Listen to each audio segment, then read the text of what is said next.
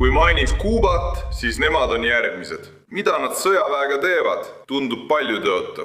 Sellest saab Iraani või Venezuela sarnane olukord. Ma ei saa seda öelda, kuid kinnitan, et nad räägivad meiega. See on läbikukkunud riik.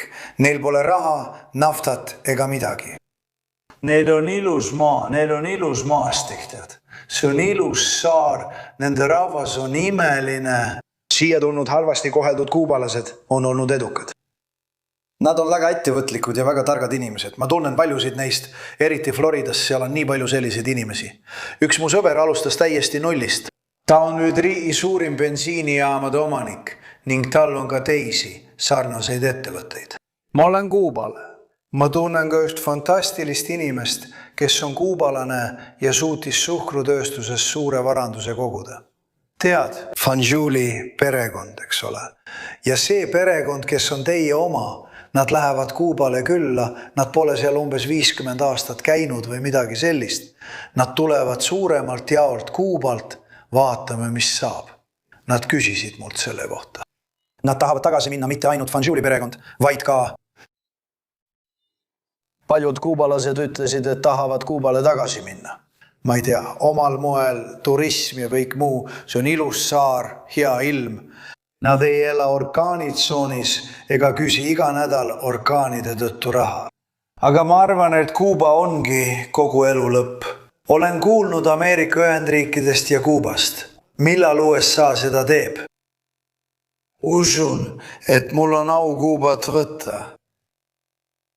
See oleks hea, on suur au Kuubat vallutada. Ja Kuuba võtmine mingil moel, Kuuba vallutamine. Ma mõtlen, kas ma vabastan selle või võtan selle üle. Ma arvan, et võin temaga teha, mida tahan. See on praegu väga nõrgenenud riik. Nad on sellised olnud juba pikka aega, väga vägivaldsed juhid. Väga vägivaldsed. Castro oli väga vägivaldne juht. Tema vennad olid samuti väga vägivaldsed juhid. Äärmiselt vägivaldsed, niimoodi nad valitsesid. Valitsesid vägivallaga. Aga paljud inimesed tahaksid tagasi minna. Teine välispoliitika teema. Kuuba on uue ja intensiivse survel Ameerika Ühendriikide poolt, kuna saar seisab silmitsi ühe oma viimaste aastakümnete tõsiseima majanduskriisiga. Kogu saar on mõjutatud pärast nädalavahetust, mida sa kunagi ei unusta. Fox Newsi korrespondent Maike Manuel toob viimased uudised Kuubalt.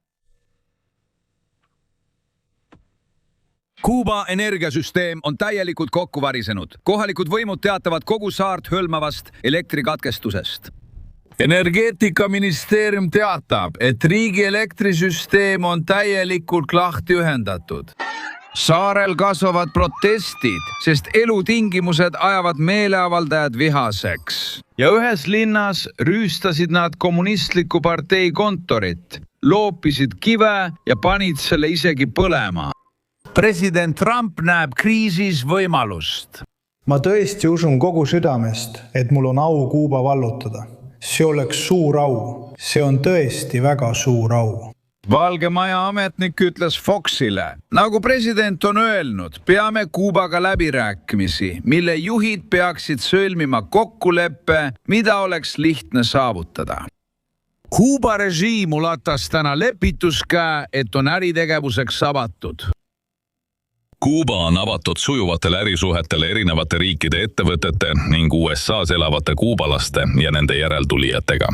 See läheb kaugemale ärisfäärist. See kehtib ka investeeringute kohta. Režiim kritiseeris jätkuvat kütuseblokaadi kui takistust koostööle. Välisminister Marco Rubio juhib diplomaatilisi jõupingutusi ja ütleb, et olukord Kuubal on jätkusuutmatu. Kuuba vajab muutusi, kuid need ei pea juhtuma korraga ega kiiresti. Oleme küpsed ja realistlikud. Demokraadid esitasid eelnõud, et takistada sõjalisi samme Kuuba vastu ilma seadusandliku heakskiiduta, kartes, et president kasutab jõudu. Ilma järelevalveta, nagu Venezuelas, et sekkuda otse Washingtonist. Maike Manuel, Fox Newsi reporter. Samuti on meil see teave USA saatkonnast Kuubal, mis räägib elektrikatkestusest ja ütleb, et toimus üleriigiline elektrikatkestus kaasa arvatud Havannas. Kell 1:54 katkes riiklik elektrivõrk, põhjustades täieliku elektrikatkestuse, mis hõlmas ka Havanna suurlinna. Pole teada, millal elektrivarustus taastub. Kuuba riiklik elektrivõrk muutub aina ebastabiilsemaks. Plaanilised ja plaanivälised elektrikatkestused on pikad ja igapäevased kogu riigis, sealhulgas Havannas.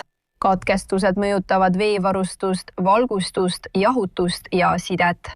Säästa kütust, vett, toidu ja oma telefoni akud, valmistudes katkestusteks. See info pärineb USA saatkonnast Kuubal seoses elektrikatkestustega riigis. Fox News teatab, et endine president Trump vihjas, et USA võiks Kuuba üle võtta. Tsitaadi algus. Mingil moel öeldes, et saareriik on praegu nõrgenenud pärast aastakümneid Castro režiimi valitsemist. USA ja Kuuba läbirääkimised jätkuvad, samal ajal kui saar kannatab tõsiste elektrikatkestuste all. Nagu te just kuulsite,